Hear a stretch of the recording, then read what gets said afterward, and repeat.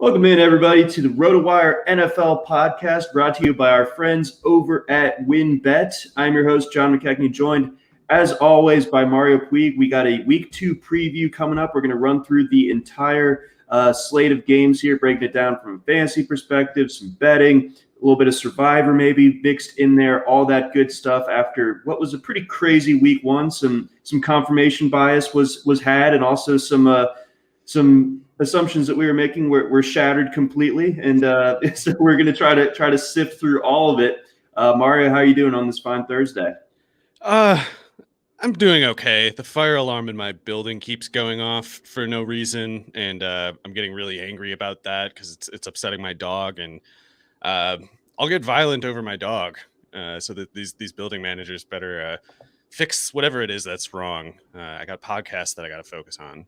That's right. I mean, we can't have Dulce out there being upset by these fire alarms, and that's some BS. Yeah. Landlord's bad, in my opinion. Nuts to them.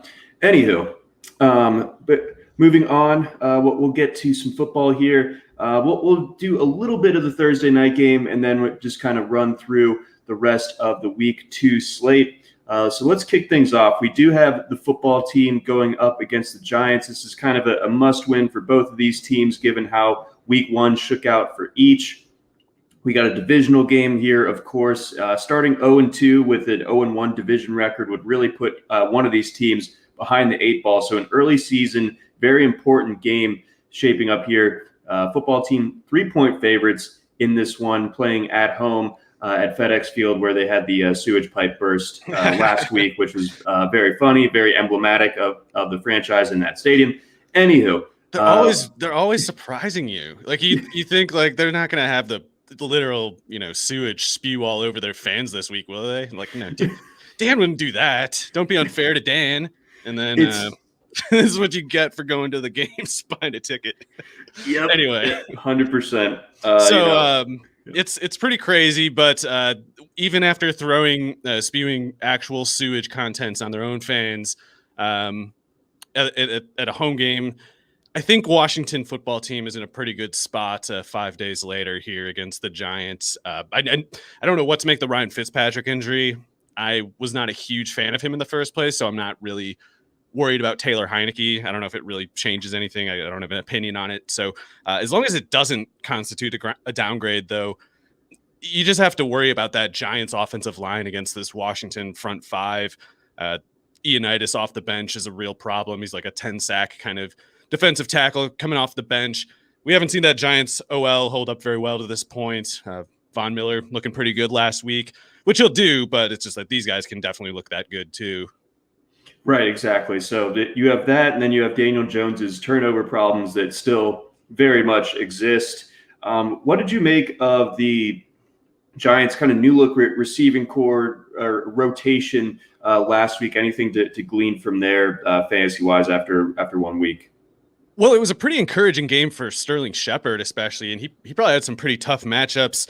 Like the Denver corner rotation is 4 deep with quality starter level players. So Shepard showing up there was pretty impressive. He's always been a really good player, and it's not exactly surprising to see him do well. It was just that had to be his best game in a while, and it was against such a tough defense. So maybe Daniel Jones is going to hold up okay as long as these 3 receivers, Slayton, Sterling Shepard, Kenny Golladay are out there. I think that's a really good 3 receiver rotation, a starting loadout that's pretty tough for any defense. And Kadarius Toney, 5 snaps, got 2, fake targets on those plays. Right away, and then exactly disappeared. Exactly what your worst fear with this guy would have looked like. And he's not like toast or anything. It's fine. And we know he missed a bunch of time in training camp. And Joe Judge, who is probably not very cool, has Toney in his doghouse. So that might eventually be kind of like that'll look good for Toney to have been on the wrong side of such a turdly coach, but we'll see how it turns out. In the meantime, there's no playing time for him though. And Slayton is good. There's no reason to take that guy off the field. Like a lot of people reasonably assumed when the Giants took Toney in the first round. Yeah, that was the assumption that I was going under. I wasn't the biggest Toney guy in draft season, but upon him getting that first round selection by the Giants, it's like, okay, well, Slayton didn't really do a ton in 2020. maybe this is a sign they're going to shake things up and put Tony in the slot, maybe just kind of do what he does best as far as just like getting the ball in his hands, letting him be explosive that way. And obviously that they manufactured some early touches and then he just kind of disappeared from the rest of the game plan. One last thing to note here. Thoughts on Saquon coming into this one?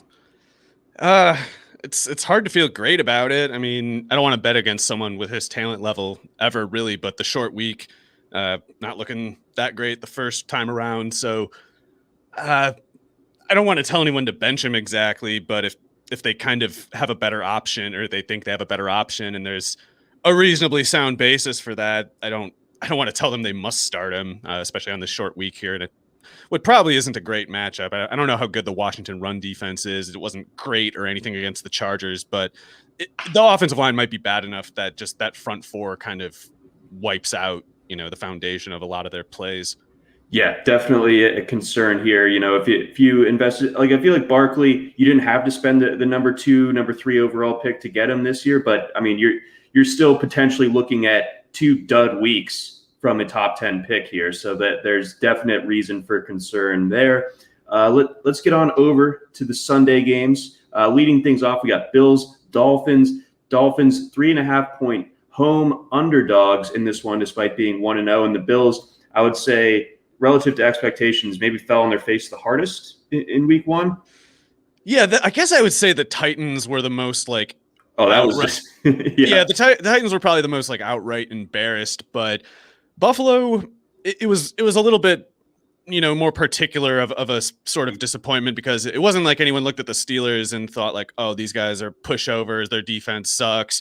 There's no way the Bills lose. It was more like if Josh Allen and the Bills are going to take that next step from being, merely good to like great playoff level competitors, then playing at home against an otherwise tough team is still an environment where like you got to win this one and be what you showed glimpses of last year and in this venue will continue into the future and like really solidify your status among the league's best. And in that frame, it was definitely disappointing because you got to give credit to the Steelers defense. I mean, Mike Tomlin's one of the best coaches in the league, and he always has them prepared to play at a certain level. They're just a certain level that defense never falls below. They're well coached. They have a certain blueprint that they execute well. But the fact is, too, the Bills just kind of got beat by them. Like they didn't really get anything going consistently all game. It wasn't even that Josh Allen was playing bad or anything. It just couldn't. They just kept getting like outplayed. And unlike last year, Brian Daboll couldn't think of any adjustments after the first 2 quarters went so poorly. So on the one hand, this is not exactly like a fun setup for the Bills to go on the road to the Dolphins, another tough team, another tough defense. But 2 games in a row for Allen to underproduce like that seems kind of I don't want to say it's like impossible, but it just seems unlikely. And for whatever it's worth, he did struggle against the Steelers last year, struggled against them last week, of course. But he had the really big game. Maybe his best game was against the Dolphins last year. So maybe there's something a little easier about the Dolphins scheme for Josh Allen to decipher than the Steelers, and hopefully he can get back on track here. If he doesn't, it's pretty concerning.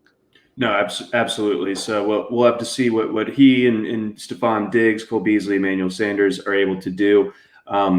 Zach Moss, one of the big surprise healthy inactives on Sunday. Do we think that this is a trend that's going to continue? What do we do with him? I have no idea. I mean, I wouldn't cut him yet if you drafted him, just unless you were picking up Elijah Mitchell, I guess, or somebody who's really worth it. This to me was a pretty strange and concerning sign. I like Matt Breida enough, but to think Devin Singletary is better than Zach Moss is basically to be confused. Like, there's nothing that Devin Singletary does as well as Moss. Moss does plenty of things better than him. Like, at best, this looks like a case of a team doing that thing where they're like, oh, you didn't have a good enough week practicing. We're going to make you earn it. You got to earn your place in the game plan, that kind of thing, rather than the question of, like, who's actually our best running back. Devin Singletary can give you some, high motor yardage off the bench. But if you put that guy into an extended role, he's going to get overexposed because he doesn't have tools to work with. He's a small, slow runner. He's not even really quick. He just runs hard and kind of has the ability to, stand up against contact because he's like stout, but he can't actually like advance and create yardage. Can't really do much as a pass catcher. Can't. I mean, I guess he did a pretty good job pass block, or I can't remember anyway if he pass blocked decently. I just don't see a good basis for acting the way the Bills did unless there's something we don't know. Like unless it was something like, yeah, we're scratching Moss this week because he skipped a team meeting or something like that. But absent information like that, I'm just kind of like, I don't know what they're doing, and I'm worried that they don't know what they're doing either. So aside from Josh Allen and his necessary pass catchers, I just want nothing to do with this team really for the time being. Yeah. The run game there in Buffalo, outside of Josh Allen himself, is kind of a tough one to sort through, and not a whole lot, not a particularly rich vein for fantasy. On the Dolphins side, anything to see here? What are you expecting with Will Fuller and re-entering the mix for Miami? Yeah, that's a weird offense they have going. You would have thought Malcolm Brown would have gotten 8 crap carries between the tackles, something, some short yardage work. Myles Gaskin played pretty much the whole game, at least from scrimmage he did.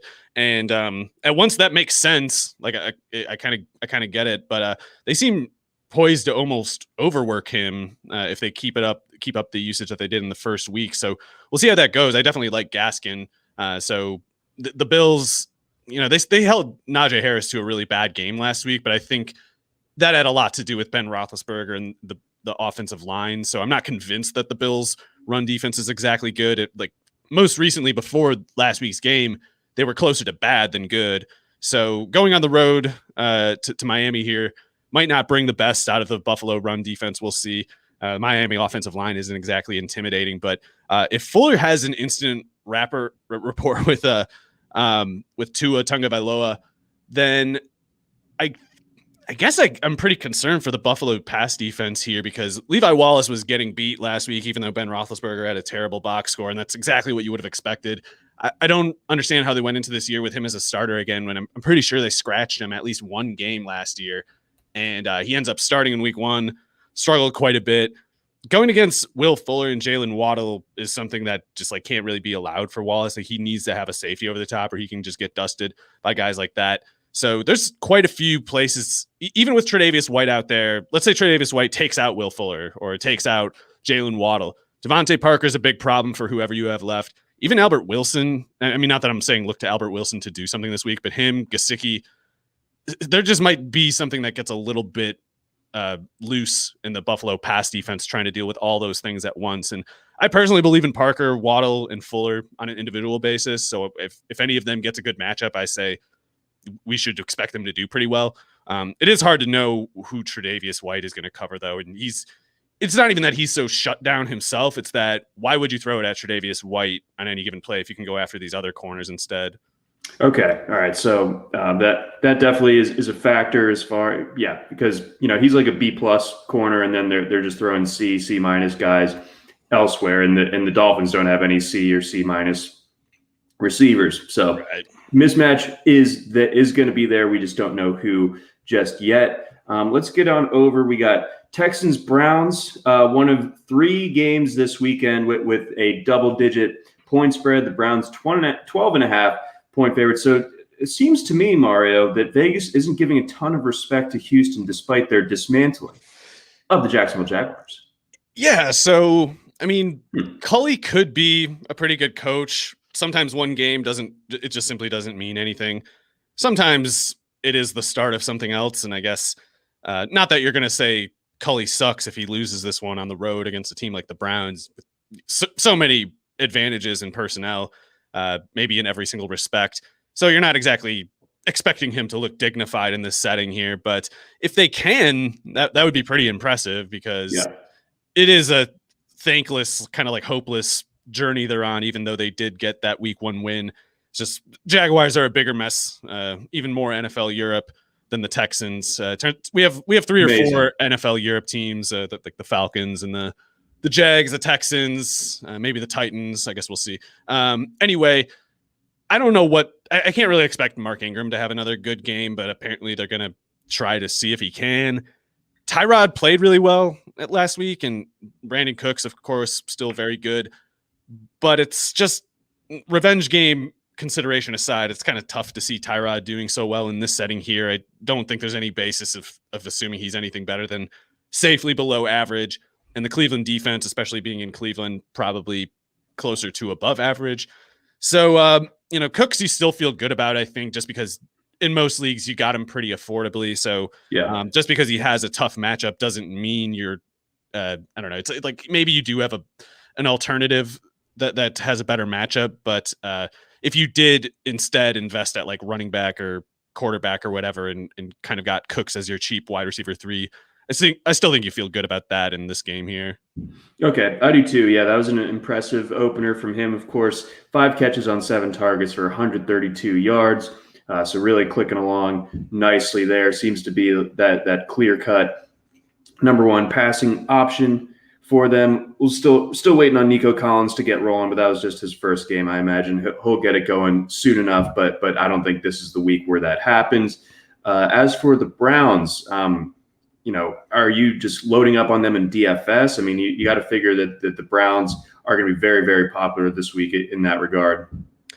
Yeah, if there's a concern, I guess it would just be, is the game close enough that whoever you're buying gets the snap count that you're assuming they'll get? Because if I'm the Browns, I don't really want Nick Chubb playing past the first quarter in this game. Not that they'll play it that way. They'll probably, give him basically his customary workload, but if things do get out of hand, why would they give him more? Why wouldn't they make Kareem Hunt earn his contract, help keep Chubb out of the spotlight until they really need him again? But Chubb is definitely the kind of player who can, I mean, I don't want to predict that he'll do like Jamal Lewis versus the Browns. Yeah, the Browns kind of stuff, but he could do that. He could get 100 yards on 10 carries. That's not difficult for him in many settings. Maybe this is one of those. So he looks good. It's just, if you're imagining a scenario where Tyrod keeps it close, if the Tyrod revenge game does happen, I guess Chubb could do, biblical stuff, because if they give him 30 carries, it could just be, that's 200 plus. So, but yeah, I don't expect that to happen. It seems like Cleveland should take care of this pretty quickly. Yeah, I would imagine so as well. Thoughts on the Cleveland passing game? Is Beckham going to be back? If he is, are you going to feel okay with starting him? And what did you think of Anthony Schwartz last week? The Beckham thing sucks. It would have been nice to have clearer warning on that. It's like all offseason they were saying it looks good, and then like 3 days before the season or whatever, just being like, yeah, I don't know where he is. Don't know what that guy's doing. Like, huh? Really? Wow. Awesome. Great. So yeah, I thought they were just kind of screwing with us, but apparently they were screwing with us all off season instead. But that's a bummer, because Beckham is just a monster when he can play. They don't need him here though. They shouldn't let him play. If it was smart to not let him play last week, there's no way they can let him play this week, in my opinion. But Schwartz was pretty impressive. It's at once, a really good sign, but also not conclusive in any way. Like, he's on a good course for sure, but especially for this year, I wouldn't go making any assumptions about his usage. Like, guy like him doesn't have many dimensions to his game. He might develop them. He might develop them pretty quickly. I mean, he's still very young. He only turned 21 like 10 days ago or something, which is very young even for an underclassman. So he's always been impressive for his experience level and his age level. He'll probably keep getting better. But in the meantime, he can only really do a couple things. And I think the Chiefs were pretty caught off guard. I would imagine they game planned more so for Donovan Peoples-Jones, Rashard Higgins, I guess. And if you go into a game looking at those guys' route combos from last year, and then you're just totally unprepared for Anthony Schwartz, the way they used him, 4.2 speed makes that a little tougher to adjust to than a lot of other players. So they caught the Chiefs by surprise. They're not going to catch anyone else by surprise. Schwartz will probably keep making promising plays, but in terms of like the yardage per snap that he showed last week, I would not get attached to that. Okay. All right. I think that's totally fair. And like you said, the surprise element is gone. There was a question all along as to whether or how much Cleveland would utilize a guy like that with the amount of speed that Schwartz has, but also kind of the general rawness that he has elsewhere to his game. Let's get on over. We got Bengals Bears. We got the Bears checking in as 1.5 point home favorites going up against the Bears. Andy Dalton, little revenge game action potentially. We got Justin Fields getting the University of Georgia treatment that last week, just playing him in goofy packages, not letting him really get into the flow of the game while a clearly inferior quarterback plays the majority of the snaps. So your thoughts on this matchup? It's going to be weird. And it was weird watching the Bears against the Rams, too. It was just don't like the mustache. I guess I should start with that. Your mustache is good, John. Andy Dalton's mustache, I don't like. It looked like he doesn't strike me as a mustache guy. That's like seeing Walter White in The Cabin late in Breaking Bad or something. Yeah, it looks like he's just got like Gerbers on his face or something. Not good. Not good. And we don't like seeing Andy Dalton on the field, I guess. But I don't think he really embarrassed himself outside of that one play, which was that one interception was pretty brutal. Could have gotten intercepted at least twice on that play. So that wasn't good. Justin Fields seems to be picking up, traction with the team. Maybe he always had it, but David Montgomery had some quote to the press that almost was it seemed like he was sort of trying to use his position to put pressure on the Bears to make the switch to Fields. And we know it's going to happen eventually. Maybe though they just want to, keep Dalton in for his dignity's sake this one last time against his former team, and maybe that'll be it. But who knows? It's going to be weird probably for a while with this team. And outside of Allen Robinson, Mooney, David Montgomery, I don't really know what you can expect. But those, especially Robinson and Montgomery, of course, they should be busy. And I don't know what's going on with Montgomery, but he's not running the same 40 time. He's not getting the same combine numbers. He looks good, man. He's, I'm pretty sure, objectively a lot faster, which is a little strange. But yeah, he looked as fast as Damian Williams, who ran a 4.45 at the combine, and Montgomery had the 4.6, whatever it was. Doesn't look like he's running that anymore. So he looks more svelte, I will say. Yeah, he looks different, and don't see why the Bengals would be a problem for him. You would imagine this should be a setting where Montgomery could have one of the highest finishes of the week. So really difficult to see anything concerning for him here. I know that Cincinnati played pretty well against the Vikings offense, all things considered, but I don't know. I can't. Maybe I'm just being slow to recognize the Bengals as something other than bad, but I tend to lean that way until we get a little bit clearer confirmation on it. So, I think not surprisingly, the Jamar Chase preseason panic turned out to be completely insane. Not that he's like a slam dunk, mega star just because he lit up Patrick Peterson in that one play, and then whoever else on the other side, Breland, I'm assuming. Those were corners he kind of should beat, and he did. He dusted them. So really good sign. T. Higgins is still a monster on the other side. Tyler Boyd, he's going to get going eventually. So unless Khalil Mack ends things, causes and him and Akeem Hicks are a problem. Akeem Hicks, and he's such a goon, but he's a very good goon, and he could be a problem here if him and Mack, of course. But if not, these corners can't cover these receivers. Okay, all right. So that's interesting detail there when it comes to what the Bears can do defensively. We got a viewer question here, Mario. Scary Terry or Allen Robinson in PPR this week? I think you got to go with Robinson. It's he gets the full week. It's not a short week. No risk of a James Bradbury, and yeah, he gets the Bengals secondary. That's just preferable. I got to go Robinson there. Yeah, it's must be a pretty good team, or at least strong receiver group you have, so it's a good problem, I suppose. I would go with Robinson for the same reasons John said, but yeah, if you for some reason feel the need to go with McLaurin, I wouldn't exactly sweat it. It's just Robinson a bit more locked in.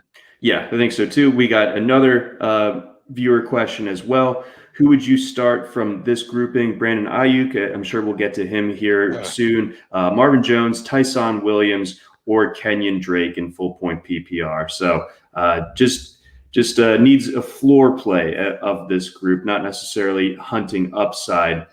Any thoughts on this quartet of players?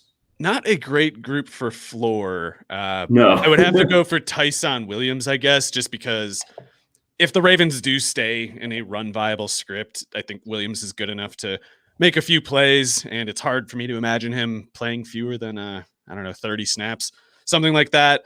Don't know what Kenyon Drake is going to do. Especially don't know what Ayuk is going to do. In Marvin Jones's case, I'm concerned that there's just not much optimism, or not much reason for optimism at all. Yeah, and your reasoning there is backed up in our weekly flex rankings. You can again check those out at rotowire.com/football/value meter. So check that out. If you're not already subscribed, please do that. Before we get on to our next game, a quick message from our sponsors. All right, let's get on next game here. We've got a lot of games to get through here in the next little bit. Pats, Jets. We got Jets, 6-point home underdogs. The Patriots, I thought, looked pretty decent for the most part last week. Obviously had the killer mistakes throughout the course of that game, but even still, I thought that it was a pretty decent debut for Mac Jones. I think the Patriots are a solid team, whereas the Jets, they hung around with the Panthers team that I felt like just couldn't quite get themselves in sync and take advantage of the opportunities that the Jets were presenting them. So I like the Patriots in this setup. What are your thoughts? Yeah, I thought both rookie quarterbacks did well last week. Zach Wilson had the really bad looking numbers in the first half, but that Panthers defense played pretty tough, especially the pass rush, big problem. So wasn't much he could do about that. And he obviously got it going in the last, I don't know if like 18 minutes of the game. Losing Mekhi Becton for a while is brutal because he's so good. And it was already looking difficult for Wilson against the pass rush even before then. So taking him out, going against the Belichick defense, it's pretty difficult to see what Wilson can do to defend himself realistically in this setting. So yeah, I think you got to go with the Patriots and Mac Jones. I'm not convinced Mac Jones can kind of like make plays to push this team toward the end zone, in the end zone, I should say. He can push them toward the end zone, get in field goal range. I'm not convinced that there's much more than kind of like steady check down stuff for the time being. We'll see if that's enough. In this game, I think it definitely is, though. Okay, I tend to think so as well. One last thing I wanted to touch on: any sort of doghouse worries that you may have when it comes to these Patriots running backs. Obviously, Stevenson really might have hurt his chances at seeing the field anytime soon on Sunday, and then Damian Harris with the killer one late in the game. Yeah, at least they both fumbled, showed solidarity with each other. Maybe makes it harder for Belichick to bench them. So I don't know. Brandon Bolden could play. That guy's always been kind of a bit of a punchline in the NFL, but he's never actually done poorly as a running back, and he was a pretty good college player, pretty decent athlete. I do think Belichick is willing to use that guy, and I don't want to say he will. It's just I think he's willing to do that, take that measure. Otherwise, James White's looking pretty much on the upswing anyway, just because so many of those cam attempts, rather than going necessarily to the receivers, just went straight to James White, and he can continue playing well in that capacity, maybe even in this game. But otherwise, I think Damian, for the time being, has a real leash, and like you were kind of getting at, Stevenson, if one of them only, it's got to be Stevenson who has the shorter leash. Yeah, absolutely. So yeah, Stevenson really kind of that was tough on him. You know, I'm a bit of a believer, and it was kind of hoping on hope that he would be able to lock in some sort of goal line. But yeah, he's talented and stuff. So just the early season doghouse, never great. I will say, like, he got involved. I would say be less more encouraged by how much he was involved before the fumble than the fumble itself, because either way, he's like at a point in the totem pole that's higher than, certainly before the Michelle trade he was looking at. Yeah, no, it's good. That's a good point. I will take that to heart. Let's get on over. We got Broncos, Jags. Broncos 5.5-point favorites on the road against this Jaguars team that obviously looked completely out of sorts. Yeah, I like the Broncos a lot. I mean, 45 points at least, I think. Yeah. I mean, like that's what the total is right here. I mean, is it like a sucker bet to go Broncos minus 5.5 on the road? I mean, they looked good against the Giants, and I know that Jerry Jeudy's hurt, but Jaguars, man, I don't know if there's a number that like I would start to feel great about backing them. Right. I am not like I'm definitely not a trained bettor. I don't know what the rules of thumb are for these situations, but I think anecdotally we can kind of determine that this Jaguars team is not prepared, was not, at least on Sunday, prepared to be an actual NFL professional football team. They weren't prepared the way that a team in their position should have been. And the Texans were, and they obviously are pretty crap talent wise, and yet they still just lit up the Jaguars start to finish. So that's something that's not necessarily going to happen every time.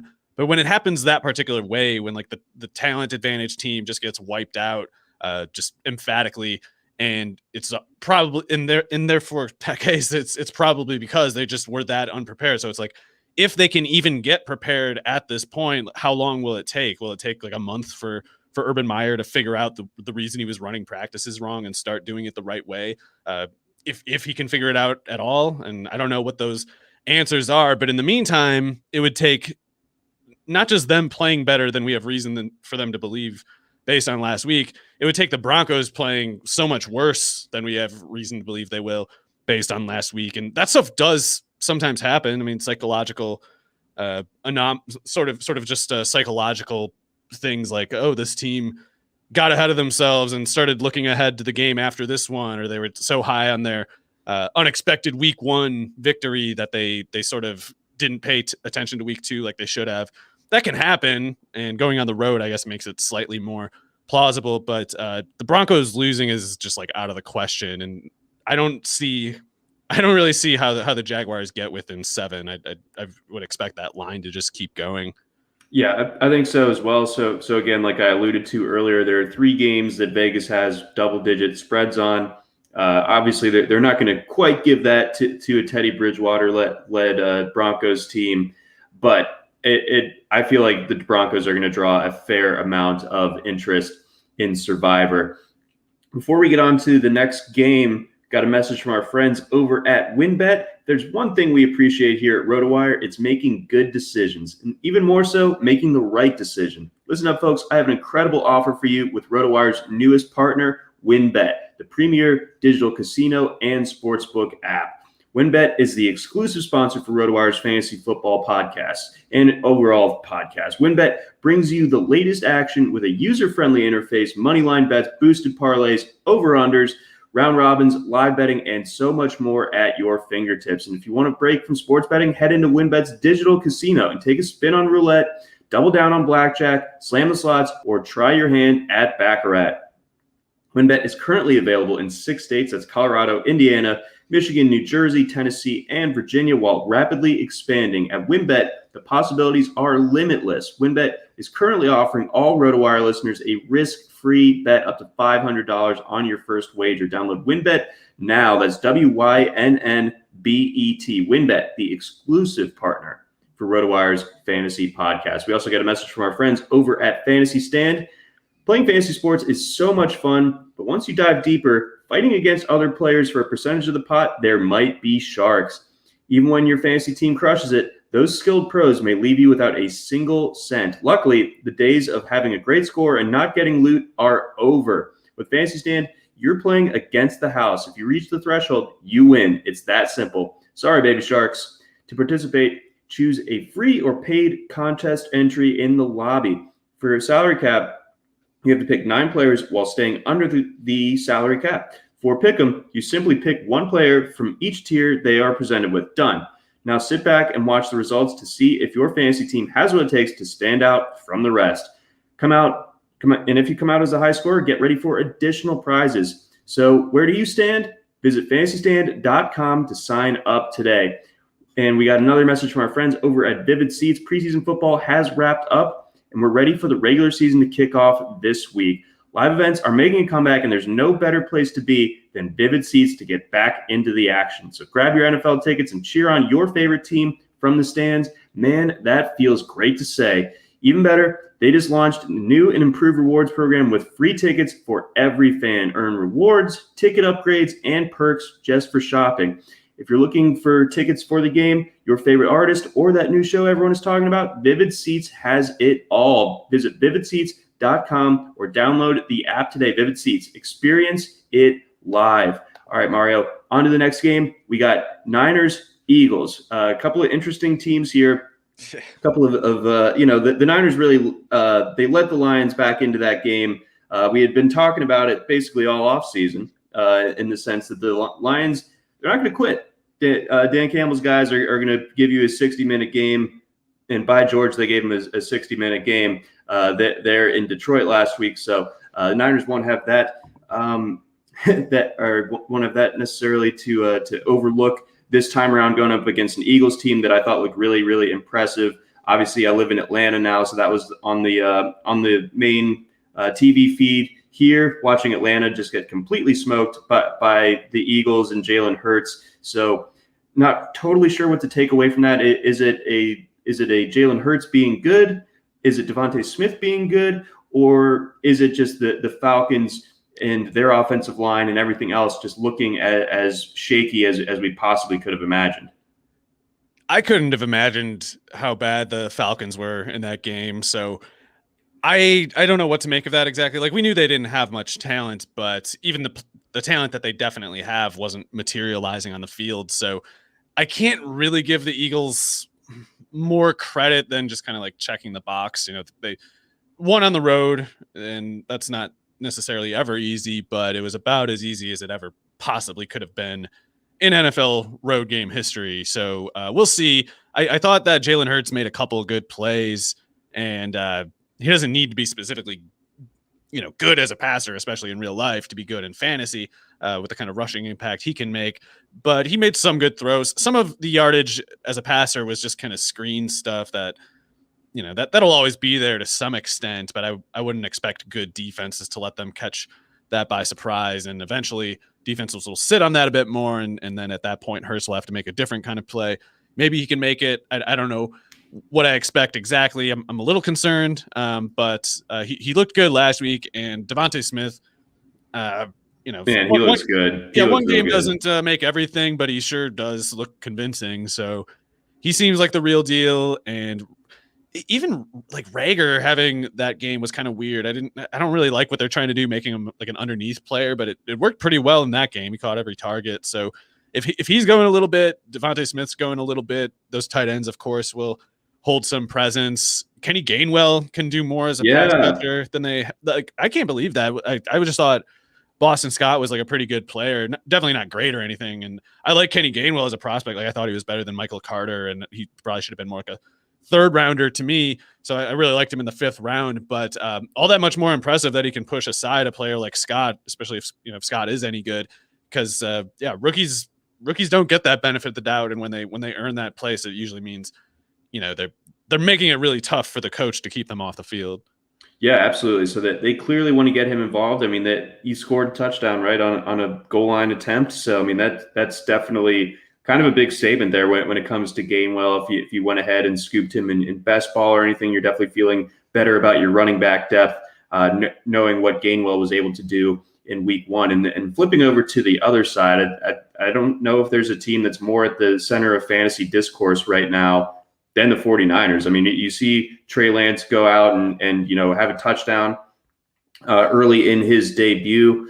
So basically just gets the touchdown play called for him instead of Jimmy G. And then we had, we obviously talked about Zach Moss earlier, but maybe even the bigger surprise on Sunday, if there was one in terms of inactives, it would be Trey Sermon just riding the pine on Sunday. And then, of course, Raheem Mostert suffers an injury that will ultimately keep him out for the entire season. Elijah Mitchell looked really good. He's got a lot of speed. So there's kind of analogous things that he's able to do that, to where they don't have to change that Mostert role there in San Francisco. So unpack what you're thinking when it comes to this 49ers offense right now.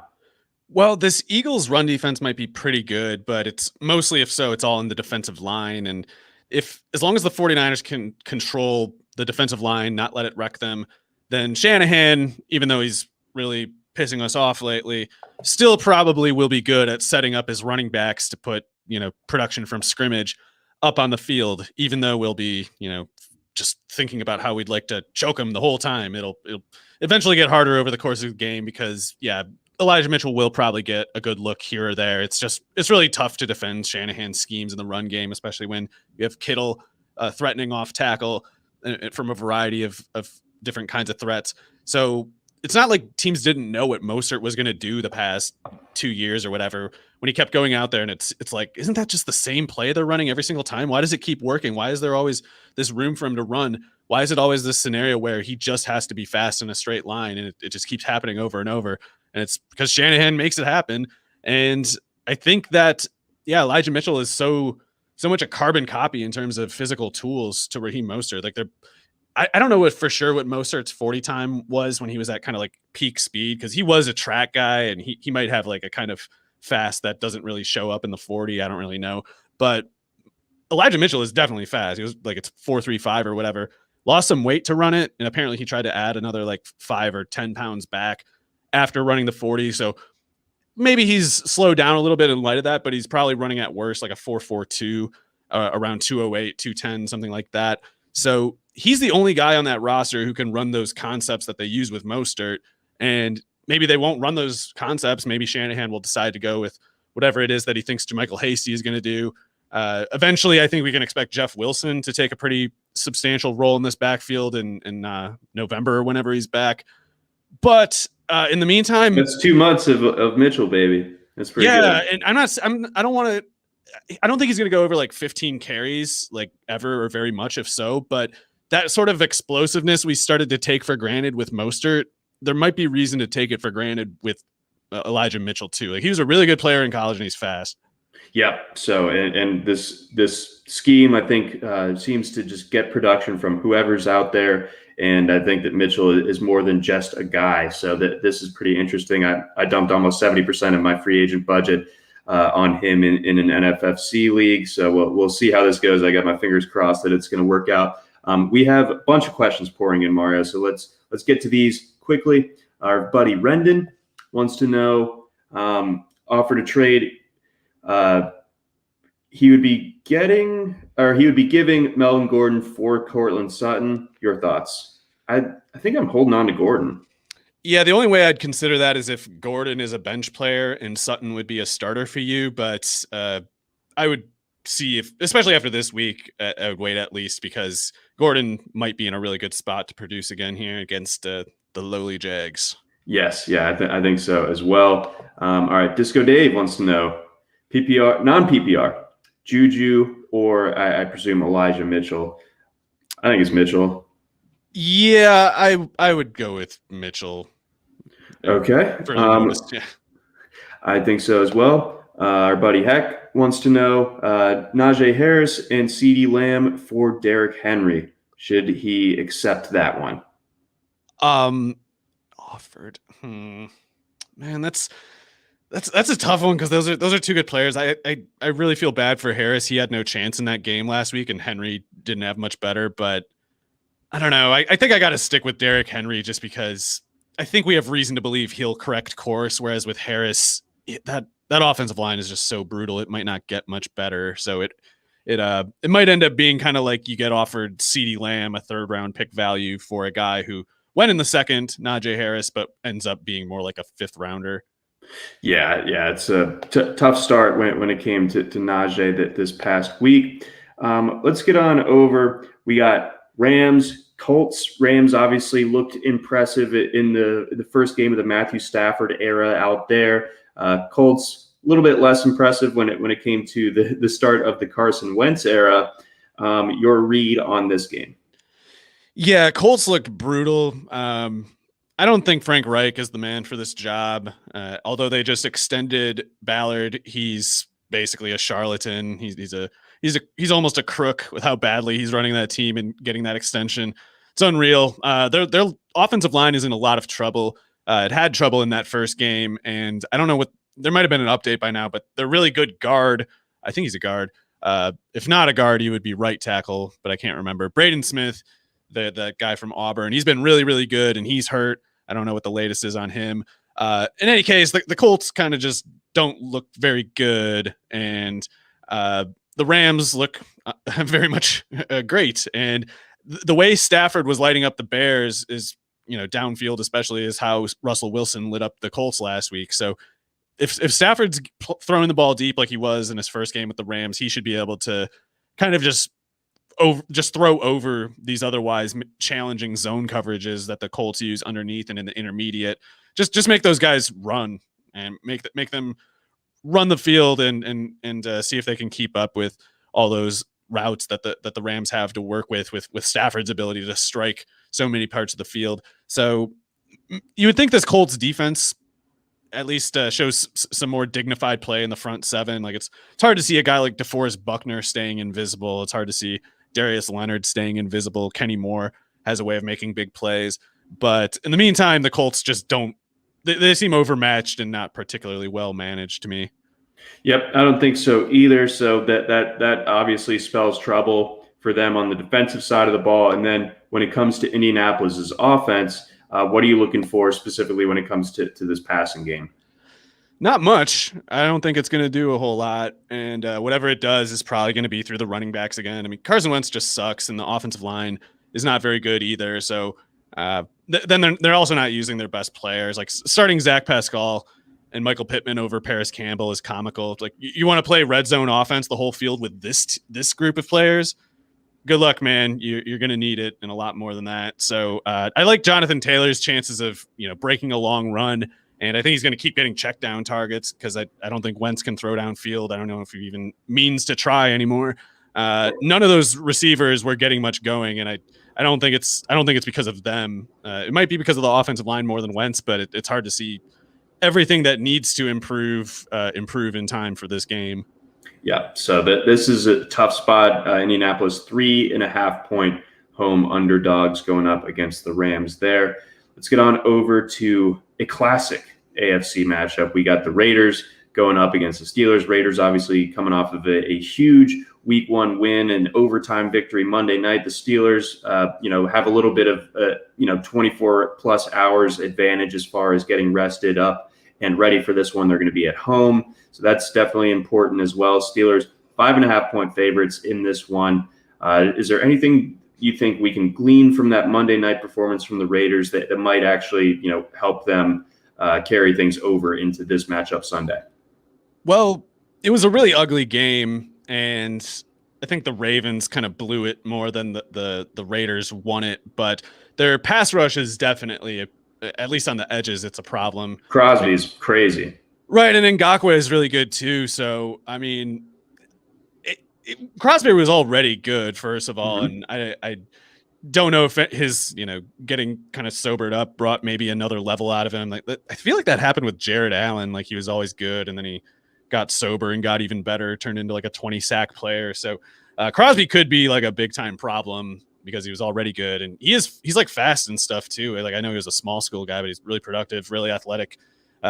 Locked in, Ngakoue is going to be bringing the other tackle, collapsing the pocket from that angle. So this Pittsburgh offensive line is still really bad. Like I know they won that game last week, but the Bills kind of just blew it. The Pittsburgh defense kind of carried them. The offensive line looked brutal. If they managed to neutralize Ngakoue and Crosby at the same time, that would be pretty impressive, and I don't really expect it exactly.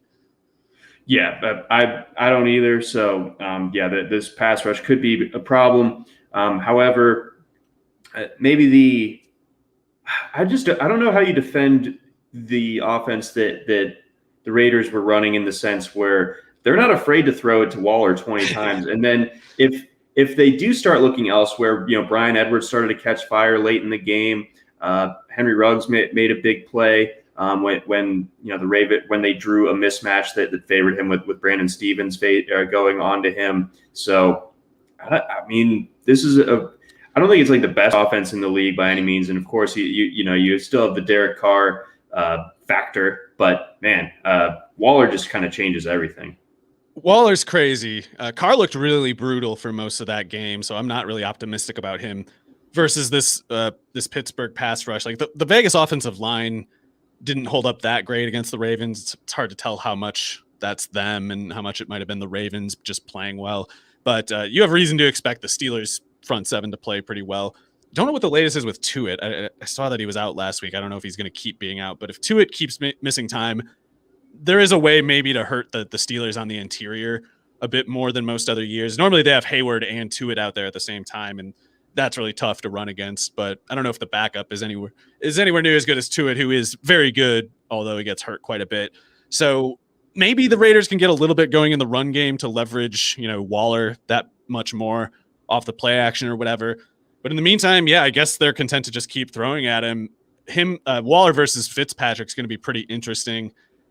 That's probably one of those where it's like they're both going to win some, lose some. And when you're talking the kind of volume that Waller plays with, I mean, anything could happen, but it's really hard to imagine a scenario right now where Waller isn't just heavily involved. Yeah, so he's definitely going to. Oh, did you notice that Hunter Renfrow has like a Vlade Divac thing going now? Like his whole thing now is he goes, the league sent the team sent a complaint to the league, like the Ravens kept decking Hunter Renfrow on his routes, and they're hurting Hunter Renfrow, and it's like you look at it, it's like guys kind of like the Ravens just like checking him while he's crossing his routes, and he just goes like it's not head their over heels. Fault, like the guy is like 5'10", like 100. He's just like he just goes like cartwheeling backward. Yeah, and it's I don't know. I think they're really trying to get like flags out of it, and it might work because the refs have a way of paying attention to stuff when they get it in their heads that it's like going on, and they need to keep watching it. It kind of becomes a self-fulfilling thing. We'll see if it plays. Lord. We'll see if it works on the road here. Yeah, we will. The Steelers are dirty as hell too. They're going to knock them out. Because it's just such a tough thing to do to knock down a guy of Hunter Renfro's carriage. All right, we got 10 minutes to go here. We got a bunch of games to run through, so let's do that. Saints, Panthers, biggest fantasy storyline from this one. Saints are well coached, but I still don't think they have any talent. Don't know how well the Panthers are coached truly, but I got to side with them just because I think they have some actual players on offense, and I don't know if the Saints do aside from Kamara. Dang. Okay. I mean, the Saints really just blew the Packers out of the water last week, so I'm going to have trouble getting that one out of my brain for at least. Packers just didn't show up too. I mean, not to take all the credit. Sean Payton is a great coach, and he had them ready to go, but the Packers just blew it. And they were simply not present there on Sunday. Let's go Vikings Cardinals. We got the Cardinals, very, very impressive in their week 1 victory over the Titans. Vikings, there was just kind of like a mediocre team that would find a way to lose to the Bengals. It's probably the Vikings, so that of course that they managed to pull that one off. I think there's going to be a lot of money on the Cardinals covering this one because I think this is pretty much a similar disregard. But Cardinals, I feel like they're going to be the public's all over them, given what the Vikings did last week, and then also what the Cardinals did in Tennessee. Yeah, I guess some bigger money is coming in on the Vikings because the spread down to 3.5 from 4.5 with 72% of people betting on the Cardinals apparently. So we'll see how that goes for Mr. Moneybags here. Usually, I guess that guy usually wins, but I wouldn't make that bet just because Mike Zimmer openly dislikes his quarterback. He's kind of sick of this team. I think he thinks he's on the way out, and he doesn't really see the point in leaving any bridges behind. So I don't know if we can take it for a given that the Vikings just come out and play so hard that they make an overachievement here.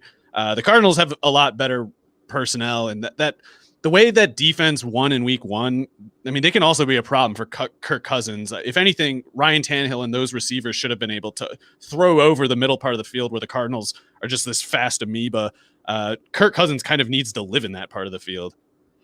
Yep. So that's going to be a problem for Minnesota in that passing game on Sunday.